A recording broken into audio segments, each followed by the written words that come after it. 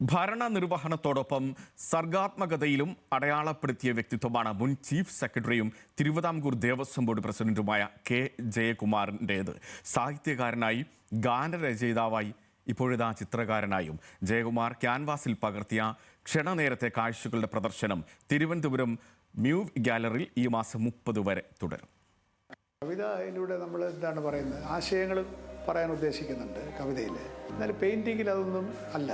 It convey something else. നമ്മുടെ തന്നെ ഒരു സ്വത്വത്തെയാണ് ഒരു കളർ പെയിൻറ്റിങ് പുറത്ത് കൊണ്ടുവരുന്നത്. ഒന്ന്, ഈ ഭാഷ പോലും നമ്മുടെ ഒരു ആശയത്തിൻ്റെ പരിഭാഷയാണ്. എന്നാൽ പെയിൻറ്റിങ് ഒരു ട്രാൻസ്ലേഷൻ അല്ല, ഇറ്റ് ഈസ് ഇറ്റ്. അത് തന്നെയാണ് നമ്മുടെ ഉള്ളിൽ കിടക്കുന്ന ആ ഭാവത്തെ അങ്ങനെ തന്നെയാണ് ഒരു പെയിൻറ്റിങ്ങിലേക്ക് പകർന്നു വയ്ക്കുന്നത്. അതിനകത്തൊരു പരിഭാഷയില്ല, ഒരു ഇടനിലയില്ല. അതുകൊണ്ട് ഇത് കുറച്ചും കൂടെ ഒരു നമ്മുടെ ആത്മാവിനോട് അടുത്ത് നിൽക്കുന്ന ഒന്നാണ് പെയിൻറ്റിങ് എന്ന് വേണമെങ്കിൽ പറയാം. മറ്റതിനകത്ത് കുറച്ചുകൂടെ ബൗദ്ധികമായിട്ടുള്ള വ്യായാമമുണ്ട്. ജീവിതത്തിലേക്കുള്ള ഓരോ പടവുകളിലും കെ ജയകുമാറിന് കരുത്തായത് അക്ഷരങ്ങളും സംഗീതവും. ഇപ്പോഴിതാ നിശ്ചലമായ ക്യാൻവാസുകൾക്ക് ചായങ്ങളിലൂടെ ചലനം നൽകി സർഗാത്മകതയെ ഊട്ടിയുറപ്പിക്കുകയാണ് ചിത്രകലാ പ്രദർശനത്തിലൂടെ.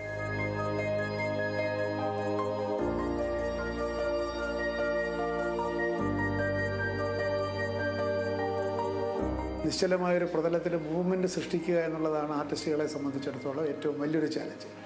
പ്രതലം നിശ്ചലമാണ്, അതിനകത്ത് മൂവ്മെൻറ്റ് ഉണ്ടാക്കുക. അതിന് നമ്മളിൽ സ്ട്രോക്സും കളറും അതിൻ്റെ ഇതൊക്കെ ഉള്ളൂ. പിന്നെ യൂസ് ഓഫ് വൈറ്റ് എപ്പോഴും ഒരു ആർട്ടിസ്റ്റിനെ സംബന്ധിച്ചിടത്തോളം പ്രധാന കാര്യമാണ്. ഗ്ലിംസസ് തൻ്റെ ചിത്രകലാ പ്രദർശനത്തിന് കെ ജയകുമാർ നൽകിയ പേര്. മിന്നിമറയുന്ന 26 കാഴ്ചകൾ അക്രിലിക് ഓയിൽ പെയിന്റിങ്ങിലൂടെ കലാസ്വാദകരിലേക്ക്. This is one of my എൻ്റെ ഇവിടെ ഉള്ളതിലിപ്പോൾ ഏറ്റവും പ്രിയപ്പെട്ട ഒരു പെയിൻറ്റിംഗ് എന്ന് പറയാവുന്ന ഇതാണ്. അത് ഞാൻ തന്നെ ടൈറ്റിൽ കൊടുത്തിട്ടില്ല എന്നുള്ളതാണ് വാസ്തവം. കാരണം അത് ഏത് തരത്തിലും വ്യാഖ്യാനിക്കാമെന്നുള്ളത് കൊണ്ട് കൊടുത്തിട്ടില്ല. നമ്മുടെ മനസ്സിലുണ്ടായിരുന്ന രൂപങ്ങളോ അല്ലെങ്കിൽ ആ കോമ്പോസിഷനോ ഒക്കെ തന്നെ ഏതാണ്ട് പൂർണ്ണമായി ക്യാൻവാസിലേക്ക് വന്നു എന്ന് നമുക്ക് തോന്നുമ്പോൾ നമുക്ക് ആ പെയിൻറ്റിങ്ങിനോട് കൂടുതൽ സ്നേഹം വരും. അങ്ങനെ എനിക്ക് ഇത്തിരി സ്നേഹം കൂടിയ ഒരു പെയിൻറ്റിങ്ങാണ്. ഒരു 9 മാസത്തിന് മുമ്പ് ചെയ്ത പെയിൻറ്റിങ്ങാണ് ഇത്. റൊമാൻസിങ് ദ ഇൻഫിനിറ്റ് എന്നാണ് ഇതിൻ്റെ പേര് തന്നെ.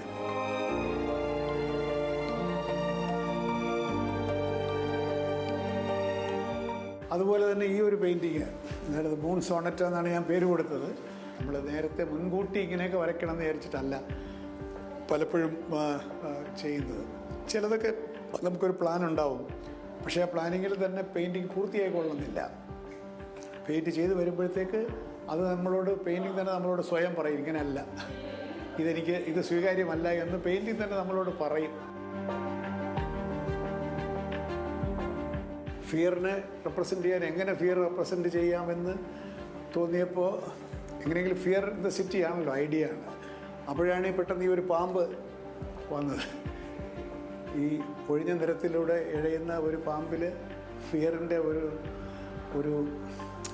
രൂപകം അല്ലെങ്കിൽ ഒരു മെറ്റഫർ അവിടെ കാണിക്കാം. നമ്മളൊരു കവിയായതുകൊണ്ടും കൂടി ആയിരിക്കും കേട്ടോ. ചിത്രങ്ങൾക്ക് നൽകിയിരിക്കുന്ന തലക്കെട്ടുകൾക്ക് പിന്നിൽ കെ ജയകുമാറിന്റെ ഉള്ളിലെ സാഹിത്യകാരനും പ്രകടമാകുന്നു. ക്യാപ്ഷൻസ് വാസ്തവത്തിൽ ക്യാപ്ഷൻസ് ഇട്ടിട്ടല്ല നമ്മൾ പെയിൻറ്റ് ചെയ്യുന്നത്. പെയിൻറ്റിങ് പൂർത്തിയായി കഴിയുമ്പോഴാണ് ക്യാപ്ഷൻസ് നമുക്ക് ഇടുന്നത്. അത് പിന്നെ നമുക്ക് കുറച്ചൊരു കവിത്വം ഉള്ളതുകൊണ്ട്, സാഹിത്യമാണല്ലോ നമ്മുടെ തട്ടകം. അപ്പോൾ അതുകൊണ്ട് ക്യാപ്ഷൻസ് ഇടാൻ വലിയ ബുദ്ധിമുട്ടൊന്നുമില്ല. അബ്സ്ട്രാക്ട് പെയിന്റിങ്ങുകൾക്ക് അർത്ഥം തേടുന്നത് ഒരു ദുശീലമാണെന്നാണ് ചിത്രകല സ്വയം പരിശീലനത്തിലൂടെ ആർജിച്ചെടുത്ത കലാകാരന്റെ അഭിപ്രായം. അതൊരു ശീലം വേണം. അതിപ്പോൾ ഞാൻ തന്നെ പെയിൻറ്റിങ് തുടങ്ങിയ കാലത്ത് നമുക്ക് മാസ്റ്റേഴ്സിൻ്റെ പെയിൻറ്റിങ്ങുകളൊക്കെ നമുക്ക് വേണ്ടത്ര മനസ്സിലാകുമായിരുന്നില്ല. അബ്സ്ട്രാക്റ്റ് പെയിൻറ്റിങ്, മോഡേൺ പെയിൻറ്റിങ്സ് ഒക്കെ തന്നെ എന്താ അർത്ഥം എന്ന് ചോദിക്കുന്നത് നമ്മുടെ ഒരു ദുശീലമാണ്. അർത്ഥമില്ല, അത് തന്നെ അതിൻ്റെ അർത്ഥം.